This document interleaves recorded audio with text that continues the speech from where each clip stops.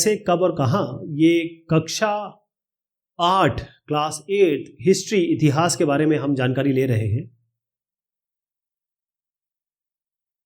हमने बात की थी जो मिल्स डिवीजन है हिस्ट्री का, जो जेम्स मिल्स ने बनाया। उन्होंने कहा कि भाई हम 3 खंडों में बांटते हैं, हिंदू, मुसलमान और ब्रिटिश। ये 3 राज थे अलग। लेकिन जो उसके बाद हिस्टोरियंस हैं उन्होंने कहा ऐसे करते हैं, हम एंशियंट, मिडिवल और मॉडर्न भाग में डिवाइड करते हैं। सबकी अपनी अच्छाइयाँ हैं, सबकी अपनी कमियां हैं इन सब खंडों की, या इसको किस तरीके से डिवाइड किया। तो कई बार जो इतिहासकार हैं जो ये इस युग को, जो ब्रिटिश काल है, जो ब्रिटिशों का काल है, इसको वो कॉलोनियल कहते हैं। औपनिवेशिक का मतलब होता है कॉलोनियल, अंग्रेजी में कॉलोनियल रूल कहते हैं। तो सवाल उठता है कि भाई ये औपनिवेशिक होता क्या है, औपनिवेशिक का मतलब क्या है। तो देखें, अभी हम आगे देखेंगे कि किस तरीके से ब्रिटिश पहले तो आराम से रहे, ईस्ट इंडिया कंपनी के नाम से आए, और उसके बाद धीरे धीरे उन्होंने अपना राज काज आगे बढ़ाया। तो उन्होंने क्या किया कि जो नवाब थे और जो राजा थे, उन सबको अपने कब्जे में लिया, हराया, और फिर अपना शासन उन्होंने आगे बढ़ाया। तो कैसे इन्होंने अपना पूरा नियंत्रण किया? एक तो सबसे बड़ी बात इकोनॉमी, यानी अर्थव्यवस्था पे इन्होंने अपना कब्जा लिया। फिर उसके बाद जितने भी खर्चे हो रहे थे इनके, ये जो ब्रिटिशर्स हैं उनके भी तो खर्चे हो रहे होंगे, ये खर्चे कहाँ से निकालेंगे, अपना पैसा कहाँ से, ये जेब में कहाँ से आएगा इनके पैसे? तो ये पैसा पाते थे राजस्व से। लगान 3 गुना लगान, याद है आपको? लगान पिक्चर में बहुत अच्छा दिखाया है। राजस्व वसूल कर किया करते थे। और उसके बाद कि जो भी इनकी चीज़ें, जैसे इनको नील चाहिए थी, नील आपको याद होगा चंपारण का जो केस हुआ था, इंडिगो, तो इंडिगो या कहें नील, जो चीज़ इनको सस्ती चाहिए थी ना, जो चीज़ इनको चाहिए थी वो ये सस्ते में खरीद लेते थे। अब क्योंकि इनको चाहिए थी, इनको आगे बढ़ाना है, इनको भेजना है अपने देश में या कहीं और। इसके अलावा जो भी ये कैश क्रॉप्स होती थी, जैसे आपके कॉटन हो गया, आपकी जूट हो गई, कपास हो गया, और इस ऐसी सब चीज़ें जो थी जिससे बड़ा अच्छा पैसा कमाया जा सकता था, उसकी ये जबरन खेती कराया करते थे। तो इससे क्या होगा कि जो ब्रिटिश शासन के कारण हमारी जो मूल मान्यताएं, हमारी संस्कृतियां हैं, हमारी पसंद नापसंद, ये सारी चीज़ें चेंज हुई। जैसे हमारे रीति रिवाज में भी बहुत सारी चीज़ चेंज हुई। अब हम सबके सब, अब देखिए कोई भी, किसी का भी बर्थडे होता है, सब केक काटते हैं। केक हमारा तो नहीं है, लेकिन सब केक काटते हैं। तो हमारे तौर तरीकों में बदलाव आ गया। तो अब अगर मैं आपको बताऊं कि इस कॉलोनियल या फिर औपनिवेशिक युग या उपनिवेश का क्या मतलब होता है, यानी ये एक कंट्री 1 है, ये कंट्री 2 है। तो जब एक देश, जैसे मान लीजिए ये ब्रिटिश है, ये इंडिया है, जब एक देश दूसरे देश के दबदबे से, यानी जब इंडिया ब्रिटिश या ब्रिटेन के दबदबे में राजनीतिक, आर्थिक, सामाजिक और सांस्कृतिक, ये सारी चीजों में हमारे में बदलाव आता है, इसी को हम औपनिवेशिकरण कहते हैं। तो हम ब्रिटिश कॉलोनी थे। मैं आपको थोड़ा सा और बताता हूं कि ब्रिटिशर्स ऐसा नहीं कि हिंदुस्तान में ही कॉलोनी थी उनकी। ये सारी जो लाल लाल आप कलर देख रहे हैं, ये सब ब्रिटेन की कॉलोनी थी। यानी कि वहाँ की चीज़ों का परिवर्तन जो आया है, चाहे वो राजनीतिक हो, चाहे सामाजिक हो, या जिस तरीके का भी परिवर्तन आया सांस्कृतिक तौर पे, वो ब्रिटिश कॉलोनी बनने के कारण आया। लेकिन बात ये है कि जितने भी लोग थे हमारे यहाँ, अलग अलग तरीके के लोग हैं। हमारे यहाँ हिंदू भी थे, मुसलमान भी थे, हमारे यहाँ जो हरिजन भी हैं, हमारे यहाँ पंडे भी हैं, मौलवी भी हैं, सब इतने सारे लोग हैं। तो सब लोगों ने अलग अलग तरीके से इसको लिया। तो इसीलिए हम जो डिस्कशन करते हैं वो हम कहते हैं आवर पास्ट। इस किताब का ही नाम है आवर पास्ट। ये जो एस जो जोड़ा गया है, यानी कि जो हमने इसको प्लूरल बनाया है, यानी हम ये नहीं कहते मेरा अतीत, हम कहते हैं हमारे अतीत। तो जितने भी लोग हैं उनका किस तरीके से अतीत रहा, सबके अलग अलग तरीके से अतीत उन्होंने जिया और समझा। तो हम जानते कैसे? सबसे बड़ा सवाल होता है कि हमारे जो भारतीय इतिहास के 250 से लेकर 300 साल का जो समय है, उसके लिए हिस्टोरियंस ने क्या क्या इस्तेमाल किया, उनके पास सोर्सेस क्या थे, उनके पास स्रोत क्या थे।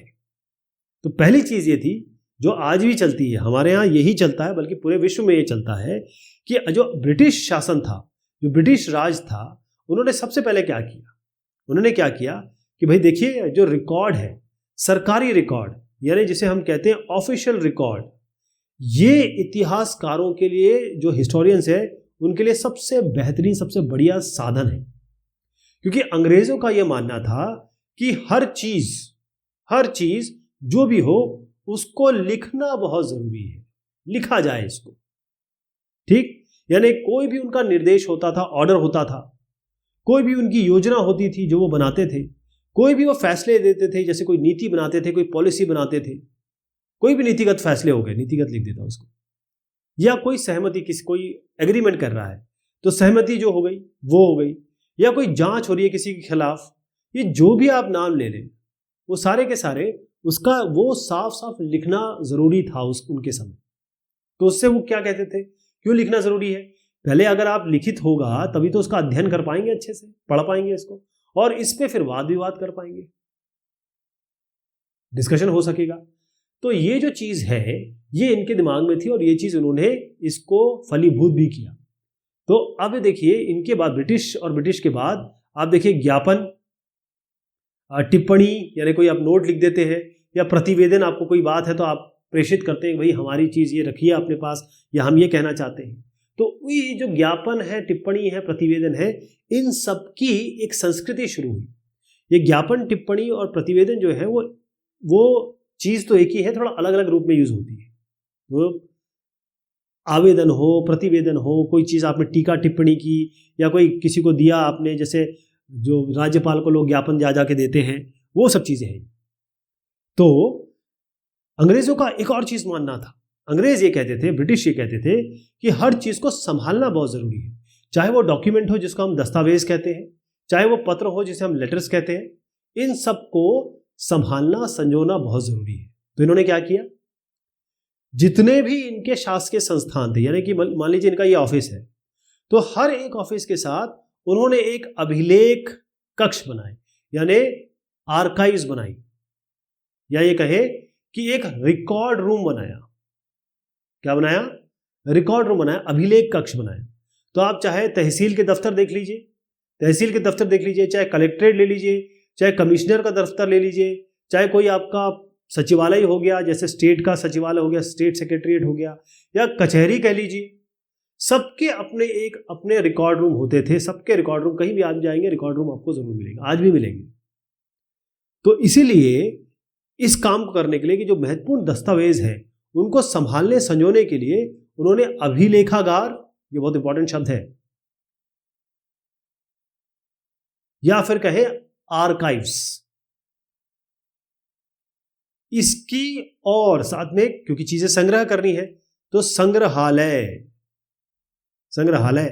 आप कोई चीज संभाल के नहीं रख लेते हैं कि भाई ये मेरी बहुत इंपॉर्टेंट चीज है, इसको मैं संभाल के रख लेता हूं, या किसी प्रेम पत्र आपको मिला आपके फर्स्ट लव से, तो आप वो कागज जो है संभाल के रख लेते हैं, उसमें गुलाब होता है और आपको उसकी महक हमेशा जिंदगी भर अच्छी लगती है। संग्रहालय में आप चीजें रख लेते हैं, अपने घर में जैसे अब संग्रहालय बनाना चाहते हैं तो कोई चीज संभाल के रख लेते हैं। वही चीज जो यहाँ पर जो सारी चीजें हो रही थी ना, जो अंग्रेज उस समय कर रहे थे, वो सारे चीजें जो आर्काइव्स है वो उन्होंने आर्काइव्स में रखा, जो कागज पत्र थे, कोई सामान है वो संग्रहालय में। तो ये चीज, ये संस्थान उन्होंने बाकायदा बनाए। अब होता यह था कि आज अगर आप जाएं तो 19वीं सेंचुरी की बात मैं करूंगा तो जितने भी, जैसे मान लीजिए एक साहब यहाँ पर है, बड़े साहब है, एक छोटे साहब है, बड़े साहब छोटे साहब को कुछ लेटर दे रहे हैं, कुछ ज्ञापन दे रहे हैं, कुछ चिट्ठी भेज रहे हैं, एक प्रशासन से दूसरे प्रशासन, एक ही प्रशासन की एक शाखा से दूसरी शाखा में जा रहा है। तो अब आप देखेंगे कि आज भी ये जो ज्ञापन है, पत्र, ये आप अभी आज भी इस समय भी देख सकते हैं। तो ऊपर बैठा ऑफिसर नीचे बैठे ऑफिसर को क्या बोल रहा है, क्या निर्देश दे रहा है, क्या सुझाव दे रहा है, क्या सजेशन दे रहा है, वो सारी चीज भी आप देख सकते हैं। तो जब 19वीं शताब्दी की शुरुआत की अगर मैं बात करूं ना, ये अर्ली आप कहें 19वीं शताब्दी, तब तो अब क्या था कि उस समय प्रिंटिंग नहीं आई थी, प्रिंटिंग की व्यवस्था नहीं थी, जैसे आजकल हम फोटोकॉपी कर लेते हैं ना, वैसा नहीं था। पहले क्या होता था कि ये नकल बनाते थे, तो इसके लिए इनको जरूरत पड़ती थी नकल नवीस की, और साथ में इनको जरूरत पड़ती थी खुशनवीस की। खुशनवीस, तो ये दो शब्द हैं, इसको इंपॉर्टेंट है, जरा इसको समझिएगा। दो शब्द है, एक तो नकल नवीस है यहाँ पे, और खुशनवीस, तो खुशनवीसी और सुलेख नवीसी, नकल नवीसी वही बात है। जिनकी हैंडराइटिंग अच्छी होती थी, जो बहुत अच्छा लिख सकते थे, वो क्या करते थे, एक पत्र का या ज्ञापन का वो उसी तरीके से उतार देते थे, सुंदर तरीके से लिख देते थे। लेकिन उसके बाद क्या हुआ कि जो 19वीं सदी की जो मध्य तक, मतलब आप ये समझ लीजिए कि 1850 की बात मैं कर रहा हूँ, उस ज़माने में प्रिंटिंग बहुत अच्छी आ गई, मतलब प्रिंटिंग बहुत आगे बढ़ गई। तो उसके बाद क्या हुआ कि जितने भी डॉक्यूमेंट्स थे इनकी प्रतियां निकलने लगी, यानी कि फोटो कॉपीज निकलने लगी, तो फिर वो और आसानी से प्रतियां भेजी जाने लगी। यहाँ पर एक इंपॉर्टेंट चीज़ आपको बताना चाहूँगा कि यहाँ ये देखिएगा, ये भारतीय राष्ट्रीय अभिलेखागार है, इसको देखिए, यहाँ पर एक चित्र इसमें लगा हुआ है, यह है national archives of India, national archives of India. और इस ये वही कहता है, 1920 में बनाया गया था, जब नई दिल्ली का निर्माण हो रहा था, तब राष्ट्रीय संग्रहालय और राष्ट्रीय अभिलेखागार, यानी नेशनल म्यूजियम और नेशनल आर्काइव्स, ये दोनों ही जो वायसराय थे उनके घर या क्या है निवास उसके नज़दीक ही बनाए गए थे। मतलब इसका मतलब ये है, आप समझ लीजिए कि इनके आर्काइव्स और म्यूजियम और आर्काइव्स के प्रति कितनी ज़्यादा रुचि थी, कितना ज़्यादा वो इसको मानते थे।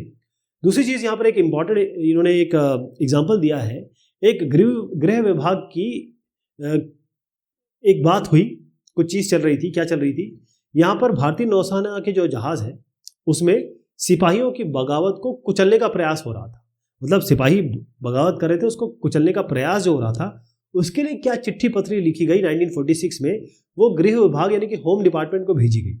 तो जो अलग अलग बंदरगाह थे उनकी रिपोर्टें क्या क्या आई, जैसे बम्बई से एक रिपोर्ट आई कि भाई यहाँ का इंतज़ाम कर लिया गया है, जो सेना और के जहाज़ और दफ्तर हैं उन पर कब्ज़ा, इस बात का इंतज़ाम कर लिया गया है कि यहाँ पर वो कर ले, मतलब हम लोग के पास कंट्रोल है, यानी शाही नौसैनिक जहाज़ अभी भी बंदरगाह से बाहर ही हैं।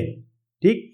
दूसरी बात कराची में, कराची उस ज़माने में आप ये देखिएगा, मैं इसकी बात कर रहा हूँ, ये कराची हो गया और ये मुंबई हो गया जो बॉम्बे था पहले, और ये वाइजैक हो गया, ये जो विशाखापट्टनम हो गया। तो यहाँ से ये लेटर गए कि भाई कराची से कहा गया कि 301 विद्रोही है, इनको हमने गिरफ्तार कर लिया है, कुछ को हमने संदेह के हिसाब से गिरफ्तार कर लिया है, कहीं की निगरानी की जा रही है। और जो वाइजैक है वहाँ से ये आया कि सब चीज़ें ठीक है यहाँ पे। तो ये आप देखिए, जो उस ज़माने का director of intelligence headquarter Indian command, उस ज़माने की मैं बात कर रहा हूँ 1946 की, जो गृह मंत्रालय है वहाँ पर जो चिट्ठी पत्री भेजी गई थी उसका भी आर्काइव हमारे पास मौजूद है। अच्छा, एक चीज़ बहुत ज़रूरी होती है, जैसे आप कहें कि भाई मुझे कोई सामान बेचना है, तो आप सामान बनाने लगेंगे, ऐसा तो नहीं होगा ना। आप पहले देखेंगे सामान की आवश्यकता है कि नहीं। अगर सामान की आवश्यकता है नहीं तो अगर आप बेचने लगे या तो आपका सामान कोई खरीदेगा नहीं। आपको पता है कि अंडे, आपको पता है शहद, आपको पता है नींबू, सब्जी, ये तो बिकती है। तो आपने एक सर्वे किया कि भाई मैं किस तरीके के अंडे बेचूं, मैं कड़कनाथ के अंडे बेचूं, कड़कनाथ एक टाइप का काला मुर्गी होती है, बहुत ज़बरदस्त होती है, कड़कनाथ के बेचूं या किसके बेचूं। तो आप एक तरीके से सर्वेक्षण करते हैं। तो सबसे बड़ी बात है, ये मैं बिजनेस के लिए बता रहा हूँ, लेकिन अगर किसी देश पे राज करना, आज तो हमारे पास राज ऑलरेडी है, और सरकार अगर जब राज करती है तो वो NSSO या फिर आज जो हमारे पास अलग अलग सर्वेक्षण की व्यवस्थाएं हैं, ये होता है नेशनल सैंपल सर्वे ऑर्गेनाइजेशन। तो हमारे पास ऐसे सर्वेक्षण की चीज़ें हैं, ऑर्गेनाइजेशन है जो अंग्रेज़ों ने शुरू की थी। तो अंग्रेज़ों के हिसाब से सर्वेक्षण बहुत ज़रूरी था। सर्वेक्षण मतलब होता है सर्वे करना। सर्वेक्षण में सबसे पहली चीज़ थी कि अगर किसी देश पे, वो ये मानते थे अंग्रेज़ कि किसी देश पर अगर बहुत अच्छी तरीके से शासन करना है तो उस देश को जानना बहुत ज़रूरी है कि भाई यहाँ के लोग कैसे हैं, यहाँ लोग क्या चाहते हैं, यहाँ पर क्या क्या सामान मिलता है, यहाँ पर कौन कौन से पेड़ मिलते हैं, यहाँ पर कैसी कैसी ज़मीन है, ये सारी चीज़ें उनको जानना ज़रूरी था। तो 19वीं शताब्दी की शुरुआत, यानी कि मैं 1800 एंड समथिंग समझ लीजिए, उसमें क्या किया कि पूरे देश का नक्शा बनाने के लिए, आज नक्शा कौन बनाता है, सर्वे ऑफ इंडिया, तो सर्वे ऑफ इंडिया भी उन्होंने शुरुआत की थी। तो नक्शा जो बनाने की बात थी, बड़े बड़े सर्वेक्षण किए गए। तो गाँवों में हर एक गाँव में बाकायदा सर्वेक्षण किया गया कि यहाँ से राजस्व कितना आ सकता है, कितना पैसा आ सकता है, मतलब ज़मीन का या फिर किसानों से कितना पैसा लिया जा सकता है। इसी तरीके से जो ज़मीन है, धरती, उसकी सतह, भाई ज़मीन कैसी है, काली है, मिट्टी की गुणवत्ता क्या है, मिट्टी के बारे में, और कौन से पेड़ पौधे मिल रहे हैं ये भी, इसकी भी सर्वेक्षण करना है। कौन से जीव जंतु मिल रहे हैं, कौन से जीव जंतु मिल रहे हैं, कौन सी फसल उगाई जा सकती है, कौन सी फसल यहाँ पर होती है, कहाँ होती है, कहाँ नहीं होती है। तो ये सारी चीजें इन्होंने पता लगाई, सारी चीजें पता लगाई। और उसके बाद एक और चीज किया, हर 10 साल में ये सेंसस करते थे। सेंसस का हिंदी में मतलब है मतगणना। मतगणना मतलब लोगों की गिनती, केवल लोगों की ही गिनती नहीं, ये इनकी कितनी संख्या है, इनकी जाति क्या है, ये किस इलाके में रहते हैं, इनका व्यवसाय क्या है, ये काम क्या करते हैं, इन सारी जानकारियों को इन्होंने लिया। और जैसे मैं आपको सर्वेक्षण के बारे में बता रहा था, ये देखिए botanical survey of India, geological survey of India, यानी कि ये वनस्पति का सर्वेक्षण करते थे, प्राणी का सर्वेक्षण करते थे, पुरातत्व का सर्वेक्षण करते थे, आर्कियोलॉजिकल सर्वे ऑफ इंडिया, ऐसी मानव शास्त्रीय सर्वेक्षण करते थे, ऐसी वन सर्वेक्षण करते थे, forest survey of India, forest FSI, इस तरीके से। तो कई कई चीजें इन्होंने बनाई जो आज भी विद्यमान है। मैं एक एग्जांपल छोटा सा देता हूं आपको। देखिए यह है शरीफा। शरीफा क्या होता है? सीताफल। अब ये 1770 का मैं चित्र दिखा रहा हूं आपको, बाकायदा इसको बनाया गया, जाना गया भाई कौन सी चीज कहाँ मिलती है, शरीफा कहाँ सही मिलेगा, इसकी किस तरीके से उत्पाद की जा सकती है, बेहतर मिट्टी क्या होगी। ऐसी यहाँ पर एक सर्वे हो रहा है, बंगाल में मानचित्रण का काम चल रहा है, यानी कि मैपिंग, कार्टोग्राफी का काम चल रहा है, उसके लिए सर्वे किया जा रहा है। यानी जो सर्वे ऑफ इंडिया में आपको बता रहा हूँ, पूरे देश के लिए मैप बनाता है अलग अलग तरीके के, वो काम उस जमाने में शुरू हो चुका था। और ये जो उस जमाने की सबसे बढ़िया मशीनें थी, सबसे बढ़िया इंस्ट्रूमेंट थे, चाहे थियोडोलाइट हो चाहे जो भी हो, वो आपको यहाँ दिख रहा है। एक चीज इसमें और जोड़ना चाहूंगा हमको कि अधिकृत रिकॉर्ड से हमें क्या पता नहीं चलता। अब आपको जो चीज जैसे मैं आपको जो बता रहा हूँ, वो मैं यहाँ से जो देख देख के जो मैंने समझा है वो मैं आपको बता रहा हूँ, या मुझे जो पुरानी जानकारी वो बता रहा हूँ। लेकिन ऐसा हो सकता है कि यही चीज जब आप किसी और के मुंह से सुने, किसी और टीचर के बारे से सुने, तो ये इसका उन्होंने मतलब अलग निकाला, अलग तरीके से बताया, है ना। तो जो रिकॉर्ड्स हैं उससे हमें क्या पता नहीं चलता। रिकॉर्ड का मतलब क्या होता है कि भाई जो चीज है वो हमें पता चले, लेकिन रिकॉर्ड से हमें क्या नहीं पता चलता है। तो होता यह है कि जो सरकारी रिकॉर्ड है उसमें क्या है और सरकारी रिकॉर्ड में क्या चीज होती है। सरकारी रिकॉर्ड में ये हमें पता चलेगा कि भाई जो ये अफसरान थे उस जमाने में, ये अफसर क्या सोचते थे, ऑफिसर्स जो थे वो क्या सोचते थे, उनकी किस में दिलचस्पी थी, उनकी चीजें कैसी थी, या ये किस चीजों को वो बचाए रखना चाहते थे, किस चीजों को नहीं रखना चाहते थे। तो इसका मतलब ये है कि जो अधिकारी गण थे उनका बारे में तो हमें पता चल जाता है, क्योंकि यहाँ पर आपने लिखा सोर्स जो है वो लिखित ऑफिशियल रिकॉर्ड्स हमें पता चल रहे हैं। लेकिन जो देश का आम आदमी है, ये आम आदमी है, मैंगो मैन आम आदमी है, ये क्या महसूस कर रहा है ये तो हमें पता नहीं चल पाता। तो हमें दूसरे सोर्सेस हमेशा तलाश करने चाहिए, और हमने किए भी। अब दूसरे सोर्सेज में क्या क्या आ सकते हैं? दूसरे सोर्सेज में है कि लोगों ने डायरियां लिखी, लोगों ने अपनी डायरिया लिखी, लोगों ने अपनी जो तीर्थ यात्रा की उसका वृत्तांत लिखा, लोगों को ये याद था, यात्रियों का जो संस्मरण था कि उनको जो जो याद रहा तो संस्मरण लिख दिया उन्होंने। संस्मरण मतलब ये होता है कि भाई एक वॉयेज, जिसको हम आज वीलॉग्स कहते हैं ना, व्लॉग कहते हैं।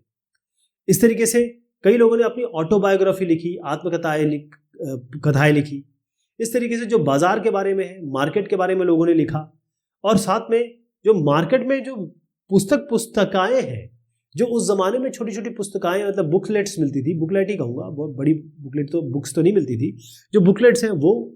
इसके अलावा सबसे इंपॉर्टेंट क्या है, जब तकनीक आगे फैली, जब छपाई हो गई, जब प्रिंटिंग फैली, तब क्या हुआ, अखबार आए।